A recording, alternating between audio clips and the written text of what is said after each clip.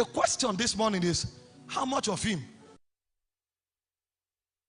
Fullness have you received?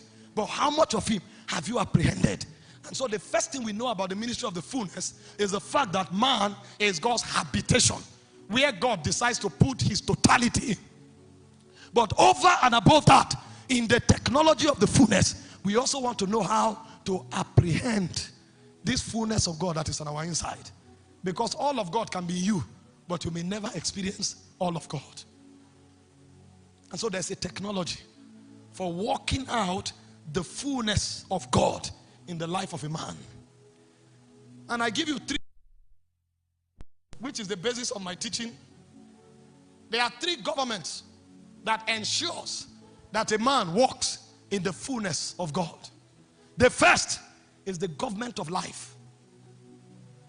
The second is the government of light. And the third is the government of the presence. You'll find a man who is walking in ever-increasing measures of God. He's doing business with life, he's doing business with light, and he's doing business with the presence of God.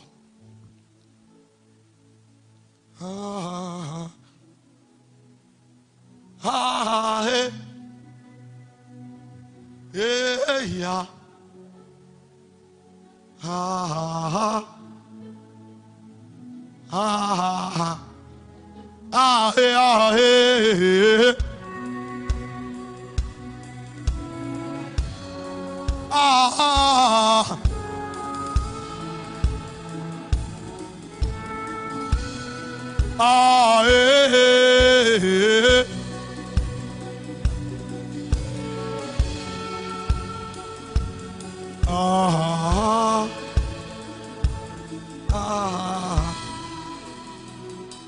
You know, what we are dealing with here is a different syllabus.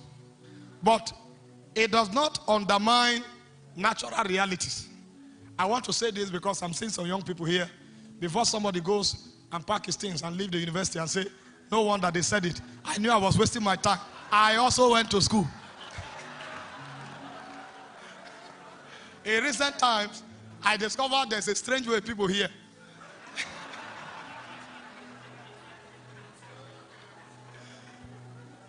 I went somewhere, preached a message, stirred hunger in the hearts of people, and a 500 level medical student packed his bag from school and traced me from Ilorin to Benue.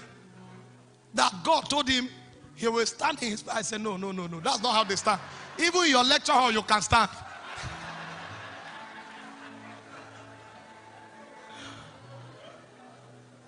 Pursuit of God does not mean your mind should not be refined. In fact, one of the problems we have in the church today is because people of unrefined minds drag a lot of things into kingdom that is not kingdom. That's why you are seeing native doctors now on the altar and doing strange things, and they call it prophetic action. So please, do business, excel in life, participate in politics, do everything you need to do. In fact, when I round up, you understand that when you attain fullness, then government begins.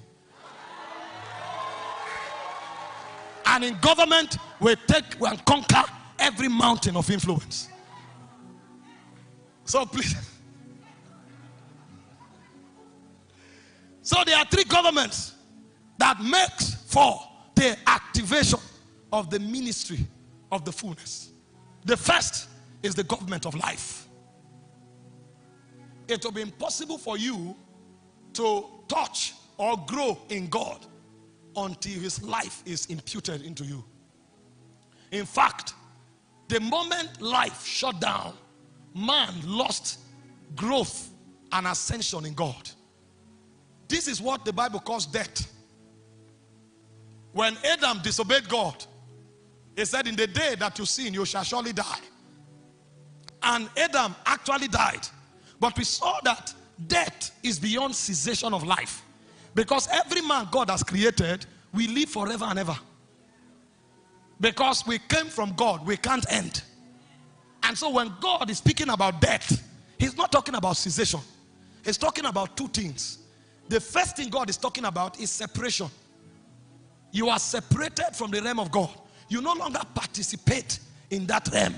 The realities that flow out of that realm, you are cut off those realities. And so you become alien. Whereas you were created to live in with God. And so when you can no longer live in and with God, it is termed a state of death. It's not necessarily cessation.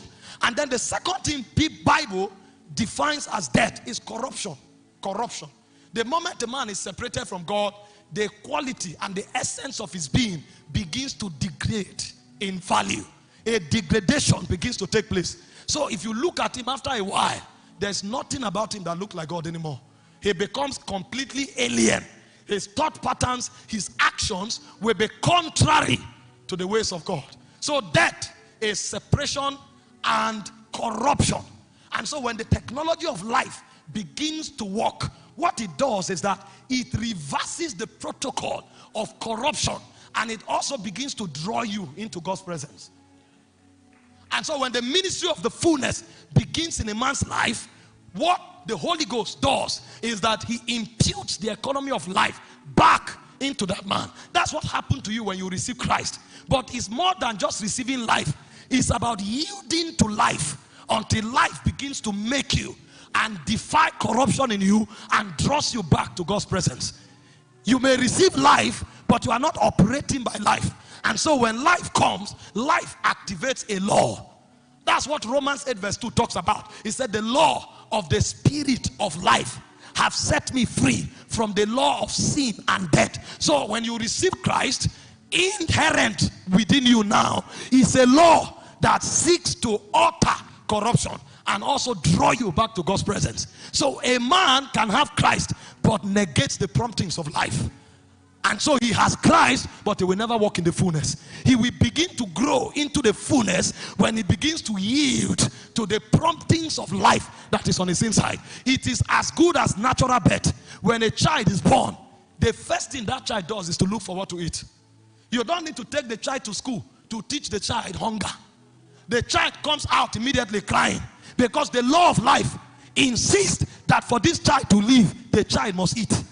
And what we eat is the presence of God.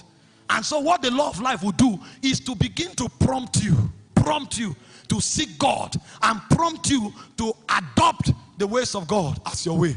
Because if that doesn't happen, you cannot come to that point where you serve God. And the proof that a man is beginning to yield to the promptings of life is not religion, it's sonship.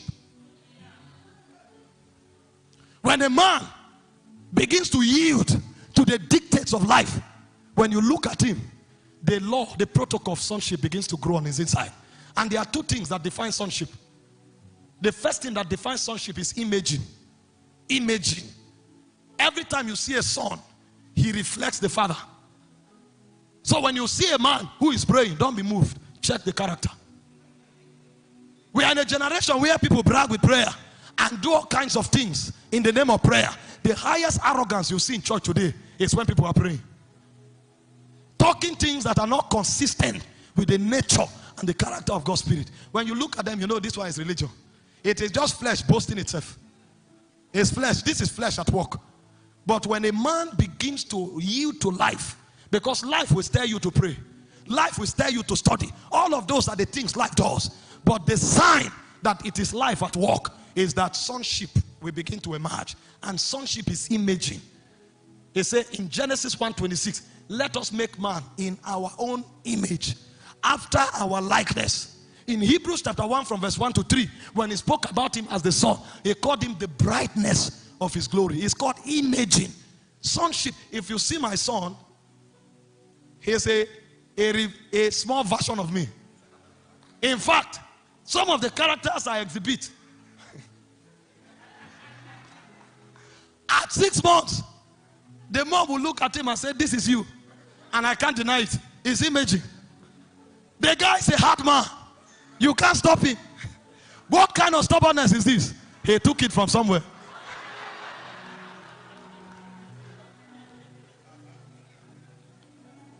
My head is like a rock.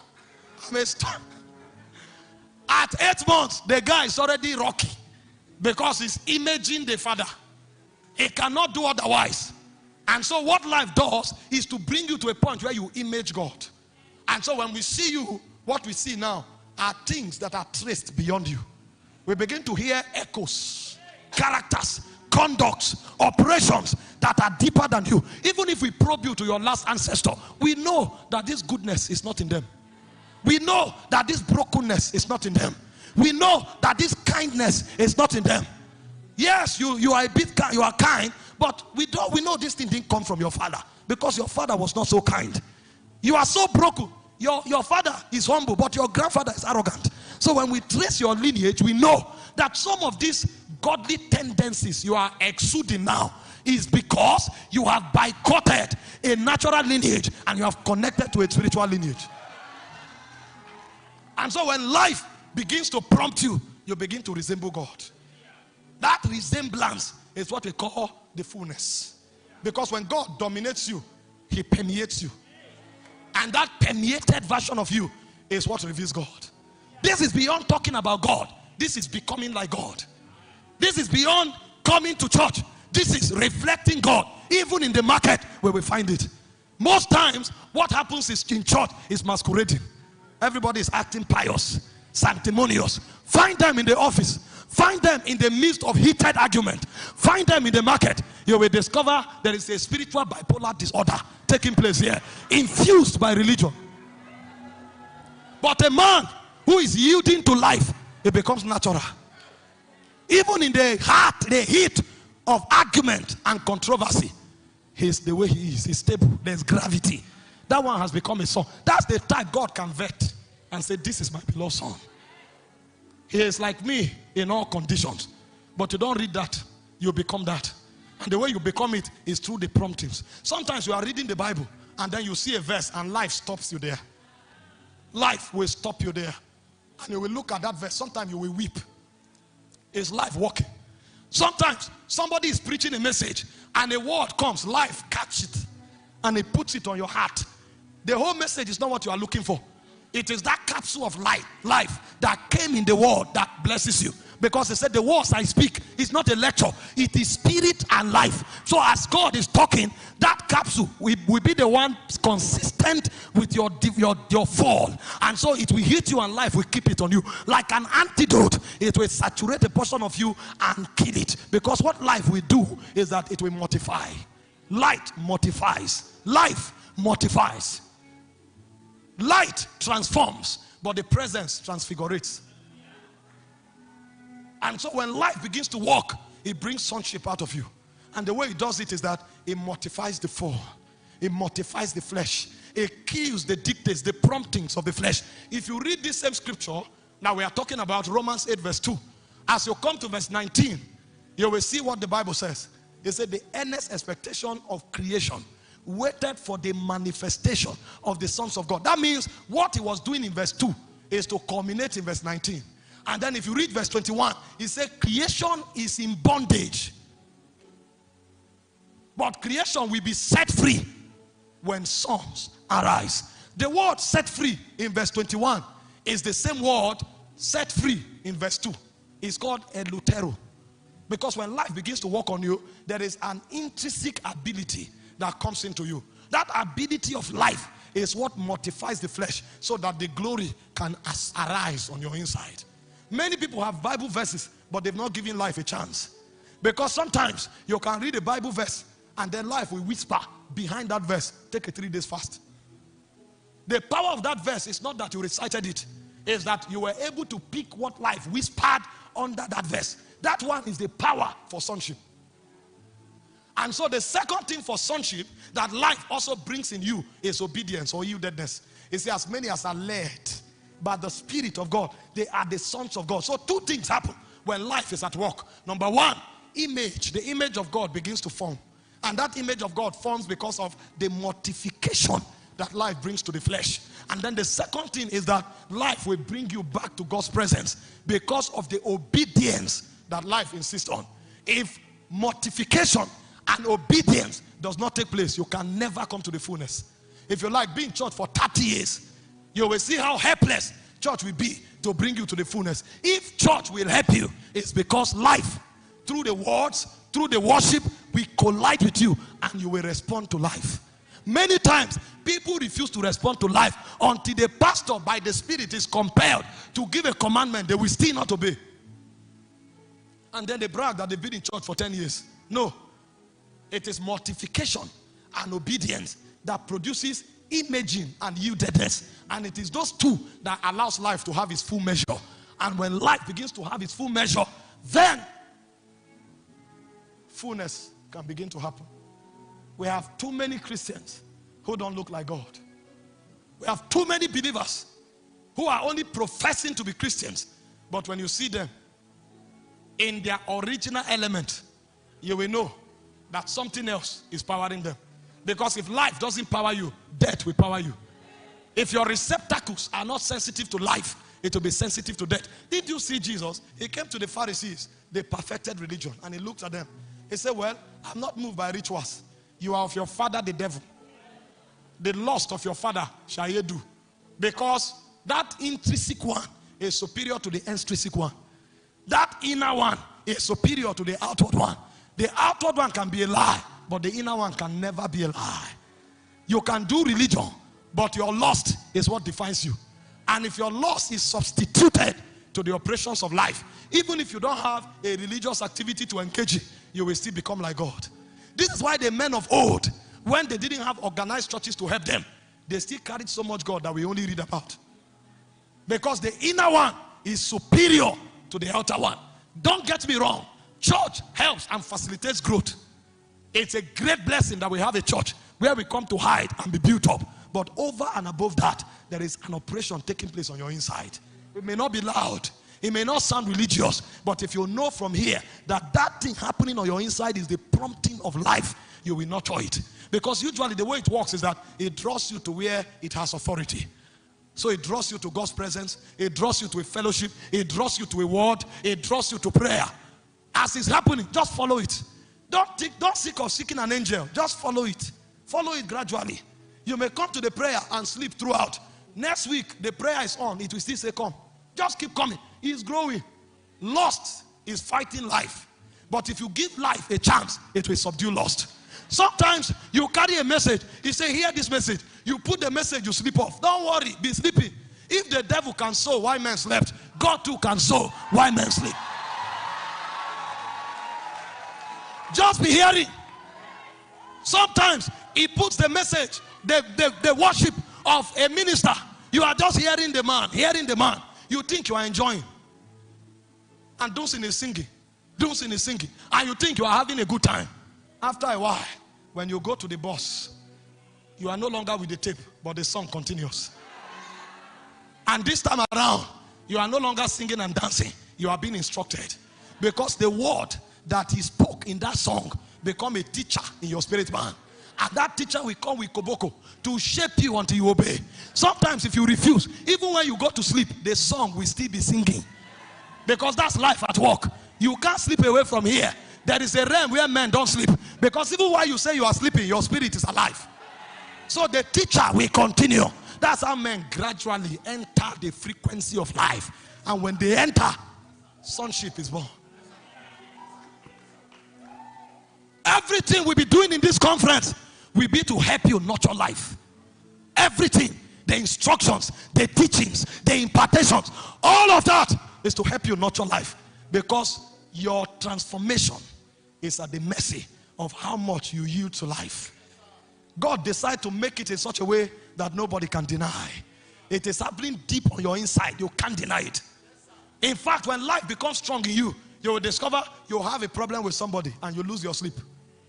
If you like, go to a stadium, fly to London and watch Chelsea. When you are done shouting, the moment you come out of that match, the teacher will come back and say, that argument, you were wrong. You were wrong. You may be a governor. Nobody can tell you the truth to the face, but not life.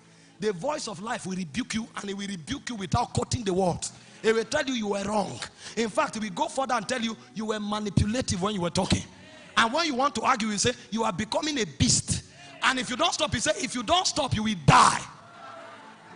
Nobody can tell you that. Some people are so big that even their pastor are careful in talking to them. Not life. Because life is immortal. It existed before you were created. And so there's nothing you become that life will fear you. The ministry of the fullness It's an organic ministry. It works in the hearts of men with a desire to mortify their flesh so that the propensities of the spirit that is locked in them can find expression.